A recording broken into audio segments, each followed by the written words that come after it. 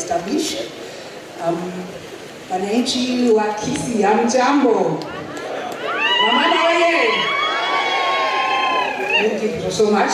We are grateful to be here today for the event.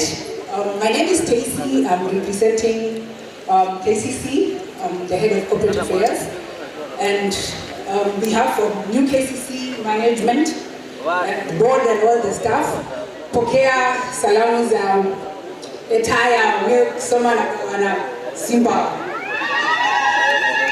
Thank you. Governor, indeed you made us proud today, getting into this partnership. Tumekuwa tukifanya school milk mali mengine, tulikuwa tunashindwa siku gani Kisii itaingia kwa hii program. And you made us proud. We are happy. So today KCC enrolls another school or another county kutuletea maziwa ya shule. As you all know, KCC ndio mama ya maziwa ya Kenya, na ndio tulianza maziwa ya nani alisoma siku za maziwa za Nyayo. This is the same company, it's the very same one, so you can be sure hii ni maziwa safi. Governor ameletea watoto wa Kisii. It's quality milk. Hakuna maziwa mengine inashinda hii kwa quality. And number two, Governor, just to tell you, when you promote these children with school milk, you're also promoting the farmers. So you're promoting an entire value chain. In fact, leo tukiwa hapa najua kuna wakulima wa maziwa, tunaomba muende mweke ng'ombe sasa mzuri. Si mumeona Governor ameanza kizunguzuri. Hiyo maziwa tunahitaji sana sana ili hii program ya Governor ifanye nini? Iendelee, si ndio?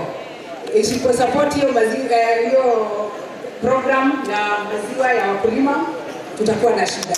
KCC has so many factories, so msikuwe na wasiwasi.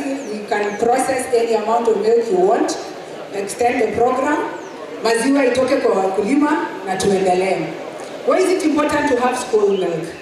School milk has been known to improve enrollments in school.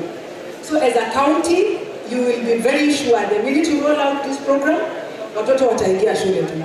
In fact, you don't need to go around. Number two, it has been known to improve performance. Watoto wenye wamekunywa maziwa or food, because food is our own meal, ina improve masomo or performance kwa watoto wa shule. So we encourage you to enroll more and more to go to school. And lastly, there is something else that it does. You bring the community together. So when you are enriching the farmers in the pocket and going to the school, it is helping the children and it's helping performance. That's a milestone in the county.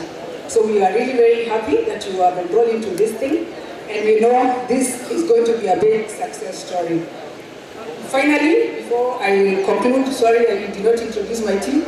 There are people who